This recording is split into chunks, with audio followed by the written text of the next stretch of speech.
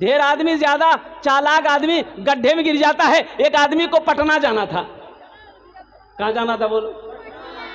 आप लोगों का कौन सा रेलवे स्टेशन नजदीक है? बनमनखी। आप बनमनखी में जाकर ट्रेन में चढ़ा, पटना वाली ट्रेन में। इतनी भीड़ के पैर रखने की जगह नहीं। आदमी था चालाक, चतुर आदमी था, बड़ा होशियार आदमी था। देखा कि भाई इतनी भीड़ है कि पैर रखने की जगह नहीं, हम पटना कैसे जाएंगे? रात का समय, रोशनी डब्बे में कम थी। बोला अच्छा यहाँ दिमाग हमारा चलावे लगते हैं, यहाँ हमको दिमाग चलाना होगा। वह चिल्लाया सांप सांप सांप सांप सांप सांप सांप चिल्लाया। अब उसको वो धक्का दे रहा, उसको वो धक्का दे रहा। कोई गेट से निकल रहा, कोई खिड़की से निकल रहा है कि भाई जान बच जाएगी, कल पटना चले जाएंगे, ये डिब्बा में सांप है, घुस गया है, हम इस डिब्बा में नहीं जाएंगे। देखते देखते पूरा डिब्बा खाली हो गया। बोला बहुत अच्छा। बैग खोला, चादर निकाला, सीट पे बिछाया, एक चादर ओढ़ के सो गया कि अब हम पटना पहुंच जाएंगे। नींद आ गई। सुबह आंख खुली तो चाय वाला चाय बेचता है स्टेशन में, तो चाय वाला चाय बेच रहा, तो उसको बुलाएगा बाबू यहाँ वाले बोले चाय पिलाओ जल्दी से, ये बताओ गाड़ी पटना पहुंच गई? तो चाय वाला बोला कि पटना ये तो बनमनखी है। बोले की बोल रहे? अरे रात में तो पटना वाली ट्रेन में बैठे थे हम। बोले नहीं, ट्रेन में तो सही बैठे थे, लेकिन एक आदमी इस डिब्बे में सांप देख लिया था, इसलिए कोई पैसेंजर इस डिब्बा में चढ़ने नहीं मांग रहा था। ये बात रेलवे महकमा को पता चल गया, इस डिब्बे में सांप घुस गया है, कोई पैसेंजर चढ़ने नहीं मांग रहा है। ऊपर से ऑर्डर दिया, इस डिब्बा को छांट के बनमनखी में छोड़ दो, बाकी डिब्बा लेकर पटना में चले जाओ। बेकार जिंदगी को तू अपनी सवार ले, बेकार जिंदगी को तू अपनी सवार ले, तौबा का दर खुला है खुदा को पुकार ले, तौबा का दर खुला है खुदा को पुकार ले, खुदा को पुकार ले। अल्हम्दुलिल्लाह। मौजूद सामईन किराम, ये कई बच्चों की दस्तारबंदी हुई हजरत? कितने बच्चे थे? 12 बच्चे। और कुर्बान जी, ये सितारे आपके आगे चमक रहे हैं। जानते हैं इसका मकाम क्या है? ये सितारे चमक रहे हैं, इनके गले में देखिए हार, देखिए आज इनके सरों पे पगड़ी है। अरे हम नहीं कहते, आज दुनिया में देखिए इनके सर पे पगड़ी बांधी गई है। कल कयामत में इसके बाप के सर पे अल्लाह पगड़ी बांधेगा। सुभान अल्लाह बोले तो माशाअल्लाह। अल्लाह इसके बाप के सर पे पगड़ी बांधेगा। माँ के सर पे अल्लाह ताज सजाएगा।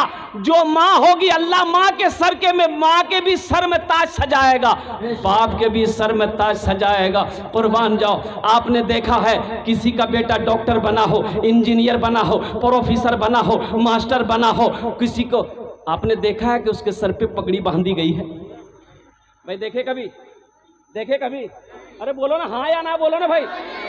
नहीं देखे होंगे। चाहे वो करोड़पति का बेटा हो, अरबपति का बेटा हो, उद्योगपति का बेटा हो, डॉक्टर बना अपनी जगह, इंजीनियर बना अपनी जगह, वकील बना अपनी जगह, मास्टर बना अपनी जगह, लेकिन ये जलसा सजाकर हजारों लोगों को बुलाकर उलमाए किराम की दस्ते मुबारक से डॉक्टर के सर पे पगड़ी बांधी नहीं गई, इंजीनियर के सर पे पगड़ी बांधी नहीं गई। आखिर क्या वजह है?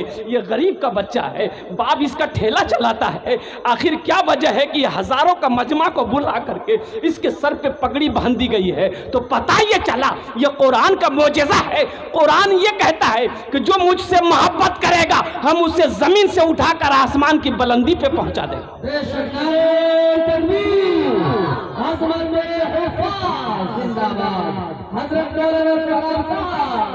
सहरा में जंगलों में बयाबान में पढ़ो, सहरा में जंगलों में बयाबान में पढ़ो, मना मीनार गिर पड़े हैं तो मैदान में पढ़ो। ये बेखबर नजूमी तुम्हें क्या बताएंगे, कल होने वाला क्या है ये कुरान में पढ़ो। ये 12 बच्चे की दस्तारबंदी हुई है। मैं सलाम करता हूँ उन असातिज़ा किराम को जिन्होंने पत्थर को तराश कर हीरा बना दिया। उन वालिदैन को मैं सलाम करता हूँ जिनका बेटा आज हाफिज कुरान बना है। जन्नत में जाने का उनका टिकट बन गया। जन्नत में जाने का उनका ये विराटनगर जानते हैं आप लोग? नेपाल में पड़ता है। एक मदरसा बना, मोहल्ले वाले बोले कि भाई 5 गो मौलवी साहब छे तो 5 आदमी तैयार हो जाइए, एक एक मौलवी साहब का खाना का इंतजाम कर लिए। मीटिंग हुई तो 4 आदमी तैयार हो गए। वो मास्टर साहब थे, दर्जी मास्टर साहब बोले कि आप भाई, बोला हम अपनी माँ से पूछेंगे, तब मेरे घर की मालिक मेरी माँ है। बोला जाइए पूछ के आइए। माँ से पूछने गया कि अम्मी एक मौलवी साहब और खाना सब बोले जे, तो माँ बोली कि भूल से भी मौलवी साहब का नाम मत लेना। मास्टर डर गया, उल्टे पैर भागा, बोला नहीं मेरी अम्मी मना की है। बहुत बखील औरत थी, चंदा के नाम पर वो 80 की स्पीड से भागती थी, मना कर दिया। ठीक 1 महीने के बाद वही बुढ़िया अपने पोते के हाथ से मदरसे में खीर भेजी। क्या भेजी बोलिए? खीर जाने जगह, ये थाल में खीर, ऊपर कपड़ा है, खीर क्या है मदरसे में लेके आया।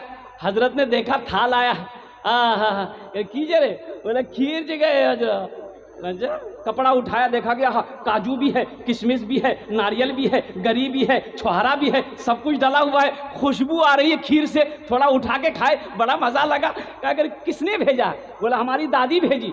तो हजरत ने कहा करे तुम्हारी दादी तो ये टाइम का खाना मौलवी साहब को नहीं खिलाती है, इतनी अच्छी खीर बना के कैसे भेज दी?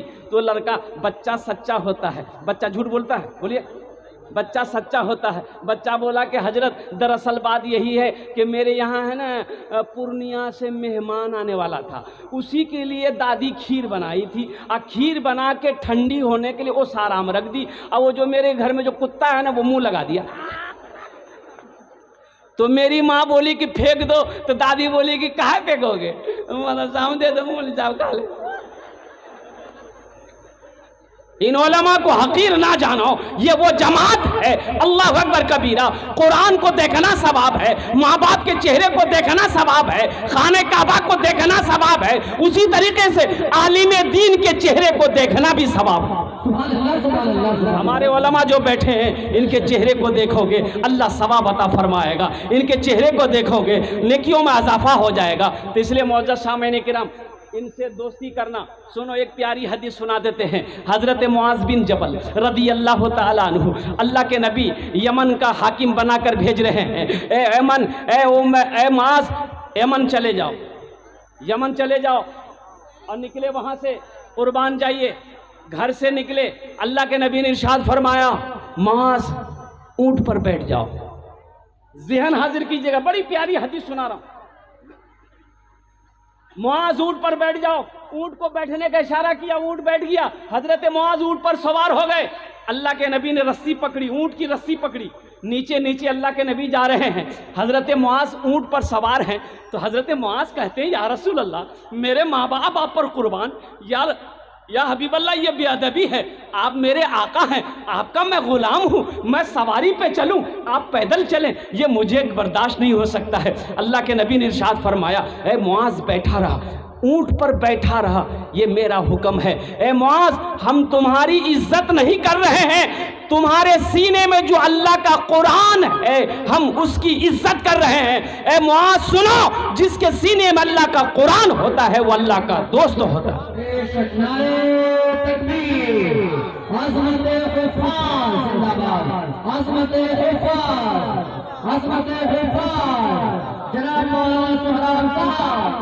कैसे नारा लगा रहे हैं समझ में नहीं आ रहा। एक बात सुनिए, जो उलमा ने फरमाया कि जो हाथ इस्लाम के लिए उठता है उस हाथ में कभी लकवा नहीं मारता। क्या नहीं? हाथ उठा गए,